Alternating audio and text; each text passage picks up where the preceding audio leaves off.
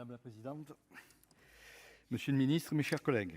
c'est avec une sincère et très vive émotion que je m'adresse à vous ce matin pour marquer l'aboutissement du parcours législatif de ce texte qui a fait l'honneur à l'initiative parlementaire et plus particulièrement aux travaux de notre Assemblée.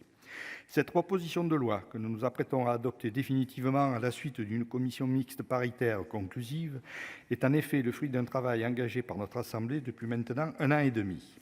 Je me réjouis que ce texte ait ainsi pu donner une traduction législative aux travaux de la mission de contrôle du Sénat sur l'intensification et l'extension du risque incendie, engagée dès le printemps 2022, dont le rapport avait été présenté en août dernier par mes collègues Anne-Catherine Loisier, Pascal Martin, Olivier Rietmann et moi-même.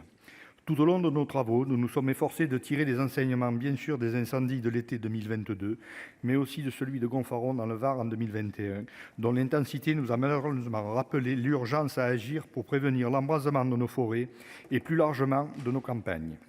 Cette proposition de loi a été largement irriguée par les retours de terrain de l'ensemble des acteurs de la défense des forêts contre les incendies, que nous avons amplement entendus. Il s'agit là d'une principale force de ce texte. Les mesures qu'il contient sont opérationnelles et pragmatiques et viendront renforcer notre arsenal de prévention et de lutte contre les feux dès cet été. Je ne reviendrai évidemment pas sur tous les apports du Sénat sur ce texte, auxquels l'ensemble des groupes politiques ont apporté leur contribution,